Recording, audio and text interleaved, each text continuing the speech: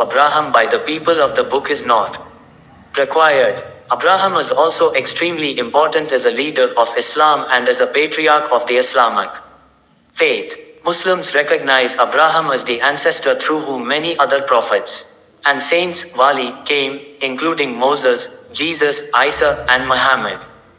The Quran lists, in the 6th chapter, some of the greatest figures to have through Abraham's progeny. This was the argument. We gave Abraham against his people.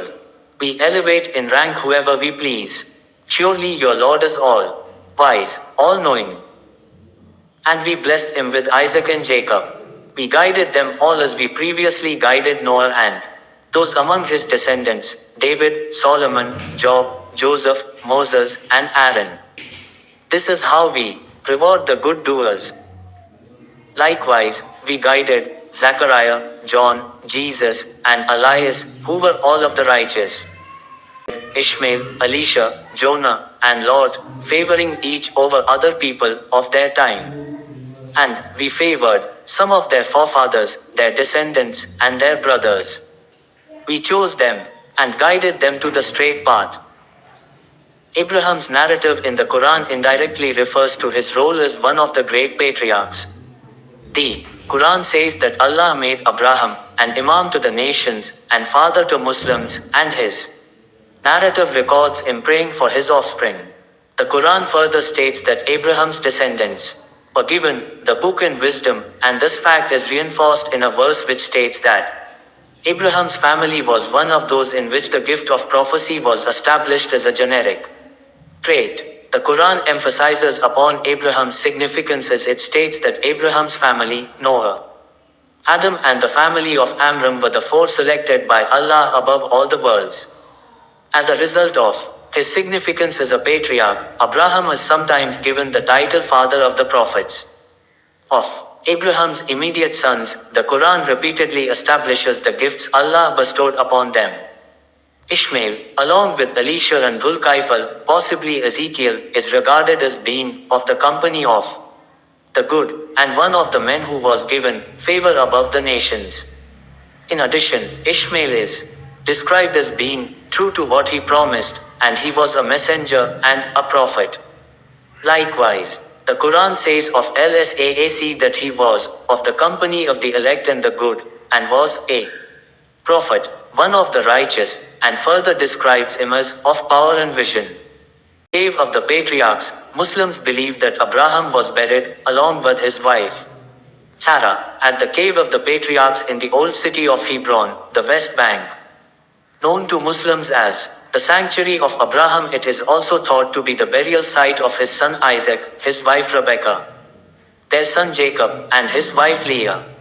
Abraham's grave in his mosque at Hebron, in the section of the cave which Isa Mosque. This grate allows visitors to look down into a shaft measuring 40 feet, 12 meters, which leads to the ground level of the cave where Abraham and Sarah are buried. Narrative in the Quran. There are numerous references to Abraham in the Quran, including twice to the scrolls of Abraham. In the latter passage, it is mentioned that Abraham fulfilled his engagements, a reference to all the trials that Abraham had succeeded in. In a whole series of chapters, the Quran relates how Abraham preached to his community as a youth and how he specifically told his father, named Azar, to leave idol worship and come to the worship of Allah. Some passages of the Quran, meanwhile, deal with the story of how Allah sent angels to Abraham with the announcement of the punishment to be imposed upon Lot's people in Sodom and Gomorrah. Other verses mention the near sacrifice of Abraham's son, whose name is not given but is presumed to be Ishmael, as the following verses mention the birth of Isaac. The Quran also repeatedly establishes Abraham's role as patriarch and mentions numerous important descendants who came through his lineage, including Isaac, Jacob, and Ishmael. In the later chapters of the Quran, Abraham's role becomes yet more prominent.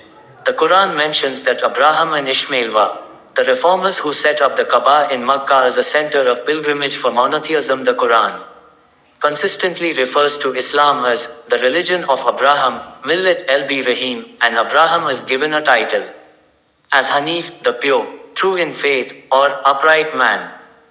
The Quran also mentions Abraham as one whom Allah took as a friend, Khali, hence Abraham's title in Islam, Khalil Allah, friend of Allah. The term is considered by some to be a derivation of the patriarch's title, Kal el Hebrew 7 and 2, voice of Allah. Other instances in the Quran which are described in a concise manner are the rescue of Abraham from the fire into which he was thrown by his people, his pleading for his father, his quarrel with an unrighteous and powerful king, and the miracle of the dead birds. More have been discussed with more details in Muslim tradition, and especially in the stories of the prophets and works of universal Islamic theology. Certain episodes from the life of Abraham have been more heavily detailed in Islamic texts, such as as the arguments between Abraham and the evil king, Nimrod, the near sacrifice of his son, and the story of Hagar and Ishmael, which Muslims commemorate when performing pilgrimage in Makkah. An important Islamic religious holiday, Eid al-Adha, commemorates Abraham's willingness to sacrifice his son Ishmael as an act of obedience to Allah, before Allah intervened to provide him with a sheep to sacrifice instead. In some cases, some believe these legends in Islamic text may have influenced later Jewish tradition.